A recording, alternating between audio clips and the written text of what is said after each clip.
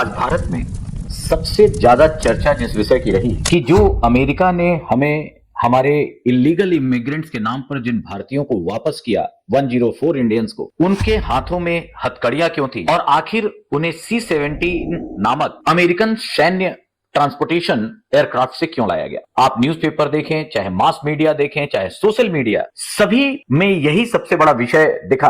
और ये बात हर भारतीय को बुरी लगी और लगनी भी चाहिए। उन भारतीयों को हथकड़ी पहनाकर भेजे जाने के साथ अमानवीय व्यवहार क्यों किया जा रहा है? आखिर उन्होंने ऐसा क्या क्राइम किया? और एक तरफ जहां मोदी और ट्रंप की केमिस्ट्री की बात होती थी, अमेरिका भारत के बेहतरीन रिश्तों की बात होती थी, तो फिर ये बड़ा स्वाभाविक हो जाता है जानना कि आखिर इन भारतीयों को इस तरीके से क्यों भेजा गया। और आज संसद भवन के सामने विपक्ष ने हथकड़ी लगाकर जो प्रदर्शन किया, उसने भी सबका ध्यान अपनी ओर आकर्षित किया और सरकार को यह जवाब देना पड़ा और देना चाहिए और बेहतर तरीके से आना चाहिए कि आखिर इस पक्ष पर उसका क्या कहना है, उसका क्या निर्णय है। सबसे पहले यह तय था ट्रंप 2.0 आते ही, जैसा उन्होंने कहा कि हम इलीगल इमिग्रेंट्स को वापस भेजेंगे, बट ऑब्वियस था इसमें भारतीय भी शामिल थे और भारतीयों को भी वापस भेजा जाएगा। तो यह कोई बहुत अनिश्चित या बहुत शॉकिंग बात नहीं थी कि हमें अवैध प्रवासी जो हमारे भारतीय अमेरिका में थे, उन्हें ट्रंप शासन ने वापस भेजा। जब 5 फरवरी को C-17 नामक जो आर्मी का उनका विमान है और अमृतसर एयरपोर्ट पर उतरा, तो 104 भारतीय उसमें थे, जिसमें 33 हरियाणा और गुजरात के थे, 30 पंजाब से थे, 3 and 3 ईच महाराष्ट्र और उत्तर प्रदेश से थे और 2 चंडीगढ़ से थे, मतलब कुल मिलाकर 104। लेकिन इस पूरी न्यूज में केवल 104 का और यह आंकड़ा इंपॉर्टेंट नहीं है, बल्कि इंपॉर्टेंट यह है, जैसा मैंने पहले कहा, कि हथकड़ियां क्यों और सैन्य विमान क्यों। तो सबसे पहले जब हम तथ्यों की जानकारी नहीं और संबंधों को पूरी तरह से पिछले कई वर्षों में नहीं देखेंगे, तो ऐसा लगेगा शायद ट्रंप ने, शायद अमेरिका ने भारतीयों के साथ अन्याय किया। सबसे पहले हमें यह जानना होगा कि ये जो रूल है, ये जो अप्रवासियों को भेजने का जो समझौता है या फिर जो रिलेशन चल रही है, आज ही हमारे विदेश मंत्री एस जयशंकर ने राज्यसभा में बोलते हुए यह कहा और एक आंकड़ा दिया 2009 से 2025 5 फरवरी का, कि हर साल देखिए इलीगल इमिग्रेंट्स भारत भेजे जाते हैं। 2009 में 700 प्लस से वापसी करते हुए उन्होंने बताया कि पिछले वर्ष लगभग 1300 प्लस भारतीयों को वापस भेजा गया। तो ये कोई नई बात नहीं है, सबको ये जरूर जानकारी होनी चाहिए कि इलीगल इमिग्रेंट्स जिनके पास वैध कागजात नहीं होते, दस्तावेज नहीं होते, उन्हें प्रतिवर्ष अमेरिका वापस करता है। दूसरी चीज, जब यह बात आई और जिसने वास्तव में भारतीयों को नाराज किया, असंतुष्ट किया, वो ये था कि आखिर हथकड़ियां पहना के क्यों। तो इसके जवाब में विदेश मंत्री का कहना है कि वहां अमेरिका का एक डिपार्टमेंट है, इमिग्रेशन एंड कस्टम इन्फोर्समेंट, उसके द्वारा यह प्रक्रिया अपनाई जाती है और स्टैंडर्ड ऑपरेटिंग प्रोसीड्योर SOP के तहत ये 2012 से ही, मतलब पिछले 13 वर्षों से इस प्रक्रिया का पालन किया जा रहा है। इस प्रक्रिया के तहत अगर कोई भी इलीगल इमिग्रेंट्स है, भारत का ही नहीं, अमेरिका को लगता है किसी भी देश का, तो उसे इसी तरीके से रिस्ट्रिक्शंस के साथ वापस भेजा जाता है। लेकिन बाद में यह भी तय, उन्होंने कहा, अमेरिका की तरफ से यह क्लेरिफिकेशन आया कि महिलाओं को और बच्चों को इससे मुक्त रखा जाता है। तो 2012 से ही इस प्रोसेस का इस्तेमाल किया जा रहा है, क्योंकि वो इलीगल है। और यहां पर हमें यह भी याद रखना चाहिए, शांतचित्त होते हुए, कि लॉ ऑफ लैंड काम करता है। वहां का कानून क्या है, उसके अनुसार वो वापस करते हैं, वो कानून के तहत उस पर कार्रवाई करते हैं। इसलिए जब हमारे विदेश मंत्री ने इसका क्लेरिफिकेशन दे दिया, तो एक बात तो समझ में आती है कि ICE जो डिपार्टमेंट है वहां का, 2012 से इसी तरीके से वह अवैध प्रवासियों को भेजती है। दूसरा क्लेरिफिकेशन उनका था कि इस प्रोसेस में चाहे वो ये चार्टर्ड प्लेन के तहत अमेरिका वापस भेजता है और ज्यादातर सैन्य विमान का उपयोग करता है। और पहले वाला जो रूल है, गिरफ्तारी वाला, वो चाहे निजी हो और चाहे सैन्य, दोनों पे लागू होता है। मतलब अगर किसी एयरलाइंस, प्राइवेट एयरलाइंस से, चार्टर्ड से भी आते ये इमिग्रेंट्स, तो उनको भी गिरफ्तार करके हथकड़ी पहना के लाया जा सकता था, क्योंकि एसओपी इसी तरह से फॉलो की जा रही है इन सारे मुद्दों में। लेकिन एक बात जो दिखती है कि आखिर जब इतने बेहतर रिश्ते हैं, क्या नेगोशिएशन या कोई प्रोसेस और हो सकता था क्या? आपने देखा होगा इसी तरह ग्वाटेमाला, होंडुरास, कोलंबिया, खासकर कोलंबिया काफी न्यूज में रहा जब अमेरिका के राष्ट्रपति ने धमकी दी और सैन्य विमान से वहां के अवैध अप्रवासियों को भेजा, तो कोलंबिया ने सैन्य विमान को अपने यहां उतरने नहीं दिया। इसे नेशन प्राइड से देखा गया। कई विद्वानों ने भारत को सीख लेने की बात कही कि कहां गया आपका विश्वगुरु, कहां गया वो 56 इंच का सीना, जब यह कहा जाता था एक सैन्य विमान को आपने कैसे उतरने दिया? क्या हम भी कोलंबिया की तरह नहीं कर सकते थे? तो पहली चीज, ये सारी बातें उत्तेजना में नहीं बल्कि विदेश नीति और जो हमारे मानक हैं उसमें देखी जानी चाहिए।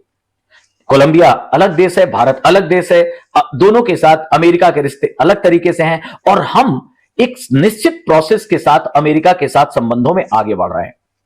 जो पॉइंट है जिसपे सरकार को जरूर चेतना चाहिए, मेरा अपना मानना है कि सरकार को इसमें कोई शक नहीं कि भारत सरकार ने जिस तरह पक्ष रखा है कि अवैध अप्रवासियों को अगर पता चलता है कि वो भारतीय नागरिक हैं, दस्तावेजों की जांच करते हैं और वो अगर हमारे नागरिक हैं, तो हमारी सरकार ने बड़ा स्पष्ट कहा है कि हम उन्हें वापस लेंगे। और ये बहुत अच्छी बात है। हमारे नागरिक हैं, किसी भी कारण वो गए गलत तरीके से, लेकिन आते हैं और उन पे कोई क्रिमिनल ऑफेंस नहीं है, तो उन्हें वापस लेना चाहिए। लेकिन क्या इन इलीगल इमिग्रेंट्स को वापसी का कोई सम्मानजनक रास्ता भी है क्या? क्या बातचीत के द्वारा, जब भारत और अमेरिका के संबंध इतने बेहतरीन चरण से गुजर रहे हैं, तो क्या कोई ऐसी प्रक्रिया नहीं, कोई ऐसी एसओपी नहीं बनाई जा सकती जिससे सम्मानजनक तरीके से मानवाधिकारों के साथ इन अप्रवासियों को वापस लाया जाए? इस पे पहल जरूर करनी चाहिए। और निसंदेह सैन्य विमान का आना ये थोड़ा हमारी संप्रभुता, थोड़ा हमारे सम्मान में एक तरह से ठेस पहुंचाता है। तो ये कास्ट जो एनालिसिस है, जिसे हम सीबीएस कहते हैं, कॉस्ट बेनिफिट एनालिसिस, ये जरूर देखना चाहिए कि जब प्राइवेट चार्टर, क्योंकि एक आंकड़ा कहता है कि प्राइवेट चार्टर से सैन्य जब चार्टर विमान आता है तो 5 गुना खर्च बढ़ जाता है।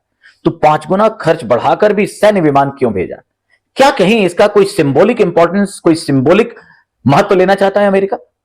लेकिन जैसा कि हमारे विदेश मंत्री ने क्लेरिफाई कर दिया कि भाई ये एसओपी 2012 से चली आ रही है, तो क्या हम इसे इसी बात पर स्वीकार लें कि 2012 से जो चला आ रहा है वो सही है? मुझे लगता है कि दिस इज हाई टाइम।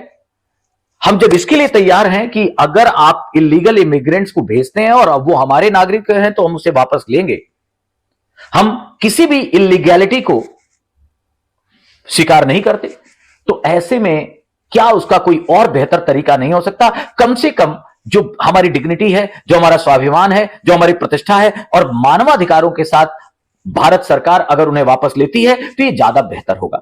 इसके लिए कोई भी नेगोशिएशन, डिप्लोमेटिक, जो भी आप front door diplomacy, back door diplomacy, जैसे भी हो, लेकिन इसे करना चाहिए। यह तो तय था। ट्रंप 2.0 आते ही जिस तरह उन्होंने चिंता व्यक्त की थी, चाहे बर्थ टूरिज्म की बात कहकर जो जन्मजात नागरिकता है उस पर प्रहार किया था, साथ ही साथ वो बार बार कह रहे थे कि अमेरिका के रिसोर्स लिमिटेड हैं, अमेरिका में बाहर से आने वाले लोग और खासकर इलीगल इमिग्रेंट्स जो रिसोर्स को डिस्ट्रीब्यूट करते हैं, और यहां तक कि उन्होंने क्राइम से भी जुड़ने की बात कही, इसको लेकर वो लगातार ट्रंप इस पर चिंता व्यक्त करते रहे। तो यह तय था कि आते ही आते वो ऐसी कोई सख्त कार्रवाई करेंगे। ट्रंप 1.0 और ट्रंप 2.0 में एक चीज मैंने कही थी कि ट्रंप 1.0 में ट्रंप अनसर्टेन थे और ट्रंप 2.0 में ट्रंप सर्टेन अनसर्टेन है।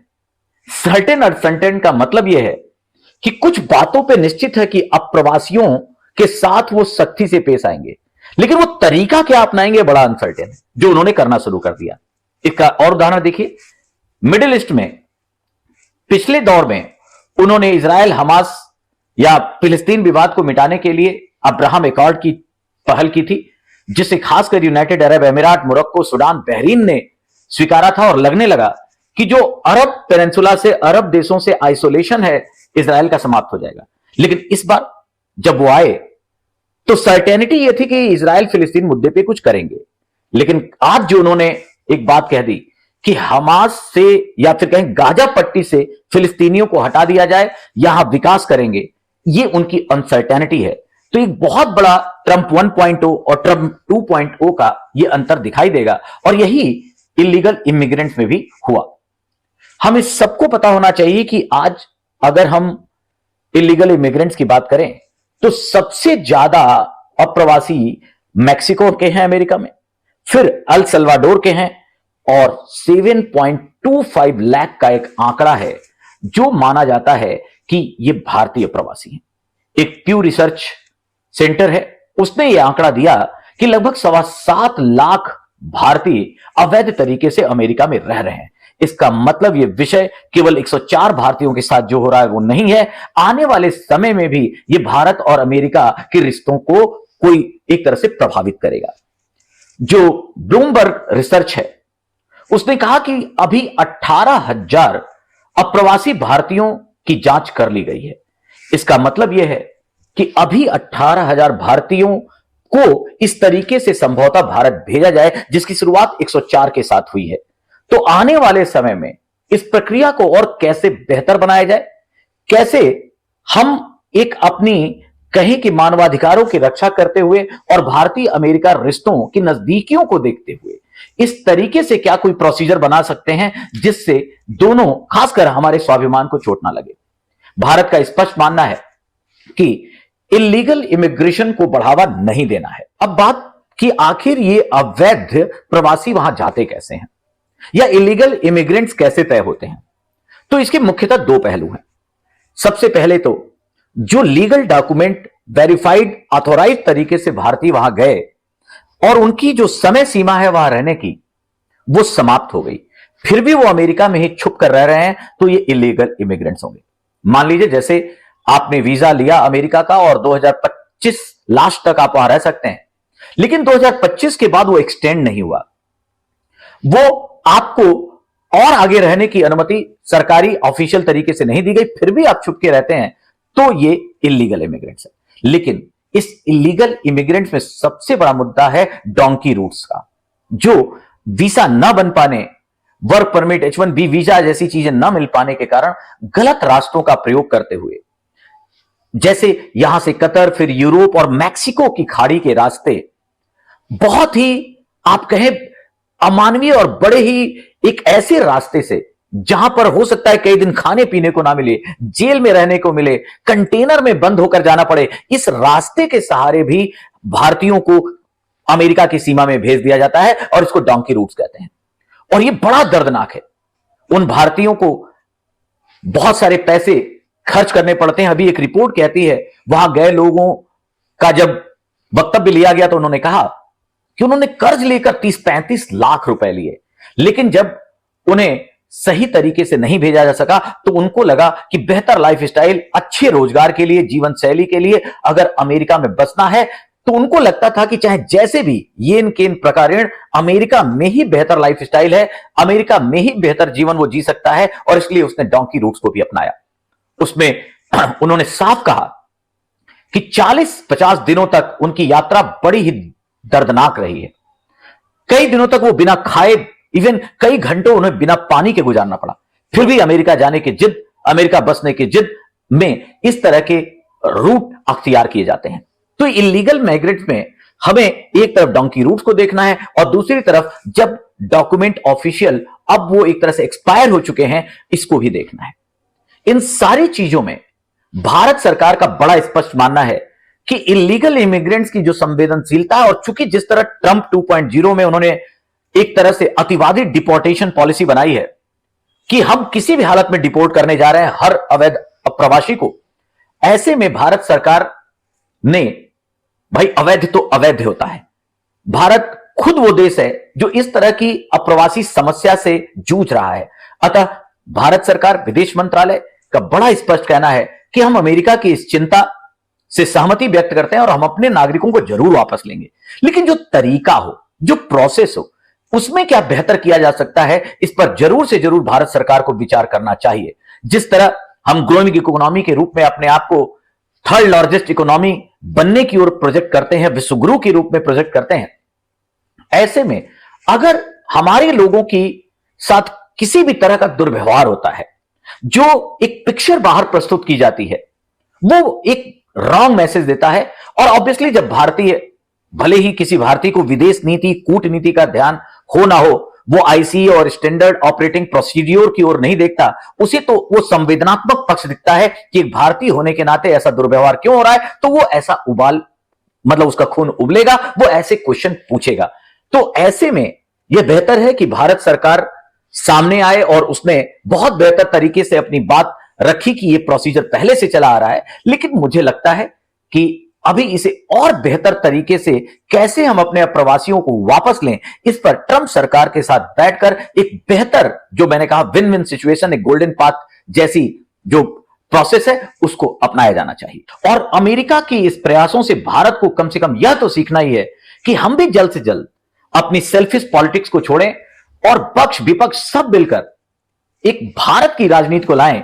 और भारत की राजनीति के तहत एक अच्छा मौका है जब अमेरिका से प्रेरणा लेते हुए हम भी अवैध प्रवासियों को बाहर करें। हां, एक चीज हो सकती है कि जिस तरह ट्रंप या अमेरिका ने हार्ड पावर का इस्तेमाल किया है, भारत उसके लिए नहीं जाना जाता, कुछ समय दे, लेकिन सॉफ्ट पावर के साथ साथ अब हमें यह बात बहुत बेहतर तरीके से बता देना चाहिए कि अब हम अवैध प्रवासन को हम भी स्वीकार नहीं करेंगे। क्योंकि भारत ने, अगर हम देखें आजादी के बाद लगभग 78 सालों में, तो इसकी बहुत ज्यादा एक तरह से समस्या झेली है, बर्दाश्त की है, और इसका बहुत खामियाजा भुगता है। वोट की पॉलिटिक्स ने भारतीय परिस्थितियों को, इकोसिस्टम को बहुत ही दुष्प्रभावित किया है। तो एक तरफ जहां अमेरिका का ये जो इलीगल इमिग्रेंट्स की वापसी का विषय है, जो कई मामलों में हमें जब हम पढ़ते हैं और भारतीयता की बात पढ़ते हैं तो बुरा लगता है, लेकिन साथ ही साथ एक सीख देता है कि क्या भारत भी अपने यहां से अवैध प्रवासियों को हटा सकता है। तो मुझे लगता है this is very high time to rethink, हमें सोचना चाहिए और भारत सरकार को इस पर जरूर कार्रवाई करनी चाहिए।